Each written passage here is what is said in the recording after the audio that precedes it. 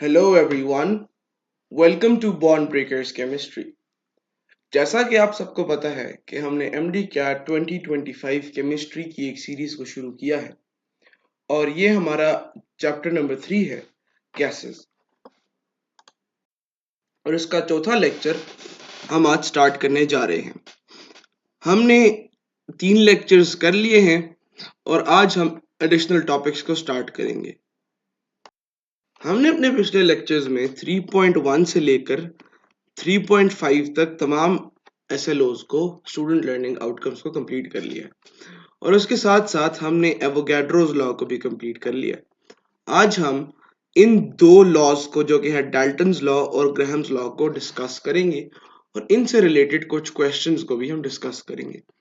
अब ये टॉपिक्स करने की वजह ये है कि इनकी फ्रीक्वेंसी जो है एमडी कैट में या किसी भी नम्स के टेस्ट में या किसी भी एंट्रेंस टेस्ट में, इंजीनियरिंग का हो या मेडिकल का हो, बहुत ज़्यादा है।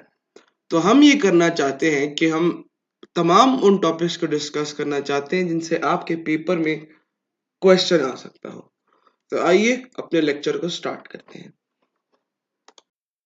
तो सबसे पहले हमारे पास है Dalton's law of partial pressure.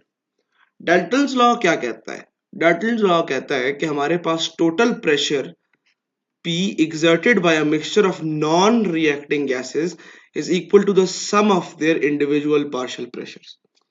ठीक है। फॉर एग्जाम्पल, मेरे पास एक कंटेनर है A, इसमें एक गैस है जिसका प्रेशर है 10 atm, और दूसरा कंटेनर है B जिसमें गैस है B और उसका हमारे पास पार्शियल प्रेशर है 15 atm। तो ये बताइए कि अगर मैं एक ऐसा कंटेनर ले लूं जिसमें ये दोनों गैसेस हो A प्लस B, तो उनका पार्शियल प्रेशर कितना होगा? तो वो 10 प्लस 15 25 atm होगा। ठीक है। तो कहने का मकसद ये है कि जो आपके मिक्सचर का प्रेशर है वो आपकी इंडिविजुअल गैसेस के प्रेशर का एक एडिशन है। ठीक है।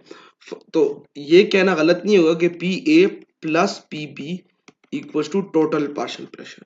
बहुत सिंपल सा लॉ है। अब इस लॉ के बारे में कुछ क्वेश्चंस आते हैं और कुछ कॉन्सेप्ट्स होते हैं जो कि टेस्ट किए जाते हैं, वो डिस्कस कर लेते हैं। तो पहला एक क्वेश्चन है कि विच of the following mixtures does not follow Dalton's law. पीछे हमने पढ़ा था कि डाल्टन्स लॉ जो है वो एप्लीकेबल है ऑन नॉन रिएक्टिंग गैसेस। ऐसी दो गैसेस जिनको अगर मैं एक कंटेनर में डाल दूं तो वो एक दूसरे के साथ रिएक्ट ना करें, वो वाली जो गैसेस होंगी वो डाल्टन्स लॉ को फॉलो करेंगी। अगर मैं एक कंटेनर लूं, हीलियम और हाइड्रोजन को उसमें डाल दूं, तो आपस में रिएक्ट नहीं करेंगी। क्यों? आप देख सकते हैं, क्योंकि आपके पास ये दोनों आपके पास नॉन पोलर गैसेस हैं। Same goes with CO2 and SO2, ये नॉन रिएक्टिव गैसेस होती है। लेकिन आपके पास अमोनिया और HCl आपस में अगर एक कंटेनर में डाल दिया जाए तो ये रिएक्ट करते हैं। ठीक है। तो इसलिए हमारे पास which of the following pair does not follow Dalton's law, तो वो होगा NH3 और HCl। आपने भी अपने पेपर में यह ख्याल रखना है कि इस तरह का कोई क्वेश्चन आ जाए तो आपने देखना है कि क्या ये दोनों गैसेस जो है ये रिएक्टिंग है या ये नॉन रिएक्टिंग है। इसका एक फॉर्मूला होता है। टोटल पार्शियल प्रेशर जो है आपको अगर दिया गया हो तो इंडिविजुअल गैस का जो पार्शियल प्रेशर होता है उसको कैलकुलेट करने के लिए हमारे पास ये फॉर्मूला होता है। फॉर्मूला होता है partial pressure of the individual gas equals to mole ratio multiply by total pressure. ठीक है। तो कहता है कि इंडिविजुअल गैस का प्रेशर इंडिविजुअल गैस के moles divide by total number of moles multiply by total pressure. ठीक है। इससे आपके पास जो इंडिविजुअल गैस का पार्शियल प्रेशर है वो बहुत इजीली कैलकुलेट हो जाता है। इस पे जो क्वेश्चंस है वो हम एक दफा देख लेते हैं ताकि आपको मुख्तलिफ तरह से जो एग्जाम में पाप आउट करता है एक क्वेश्चन, आपको पता हो कि हमने इसको अप्रोच किस तरह करना है। तो सबसे पहले देख लेते हैं। तो सबसे पहले जो है क्वेश्चन में कहता है कैलकुलेट द टोटल प्रेशर। ठीक है। आपको क्या चाहिए? टोटल प्रेशर चाहिए exerted by CH4 in a container having CH4, H2 and helium when total pressure is 100 atm।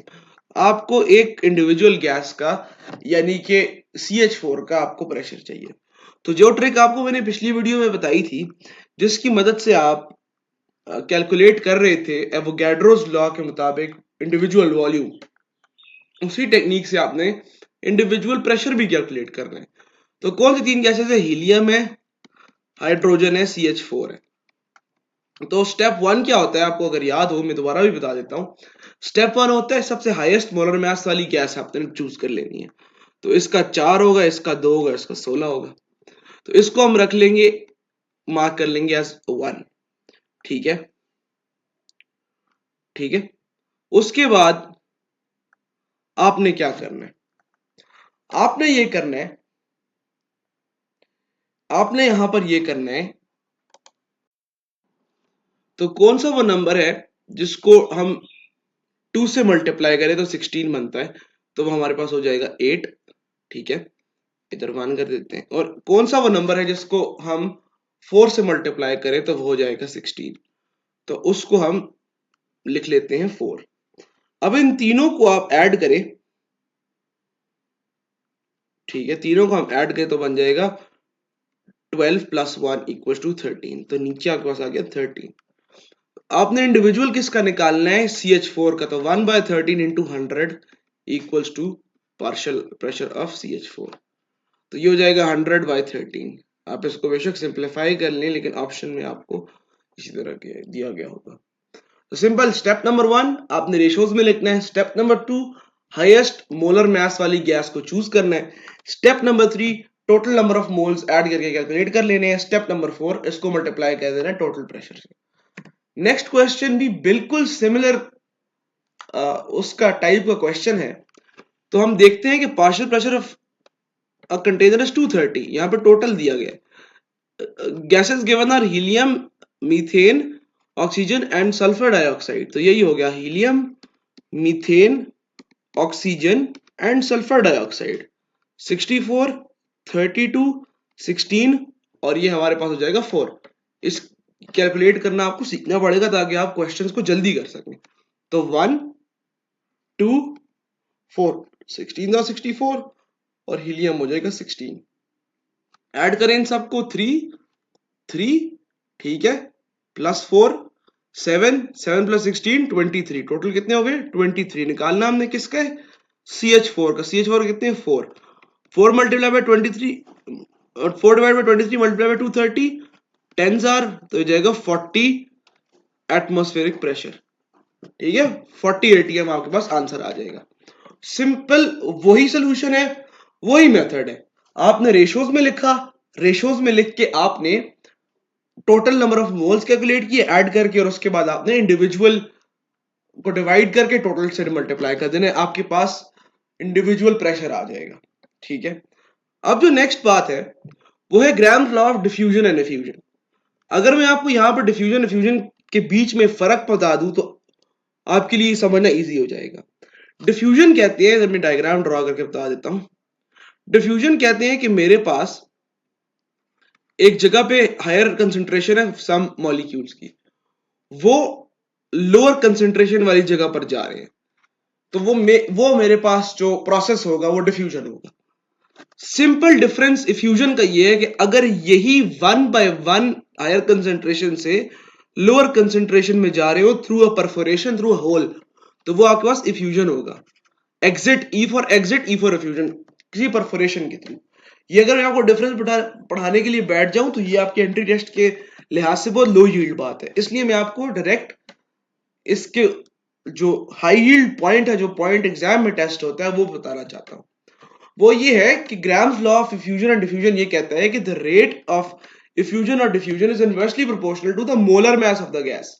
मतलब ये है कि जितनी बड़ी मोलर मास वाली गैस होगी उसका रेट इतना कम होगा। कॉमन सेंस भी यही कहता है। ठीक है, और फिर वो कहता है कि आपके पास ये जो रेट है ये इनवर्सली प्रोपोर्शनल है मोलर मास के भी और डेंसिटी के भी। ठीक है, मोलर मास के भी और डेंसिटी के भी।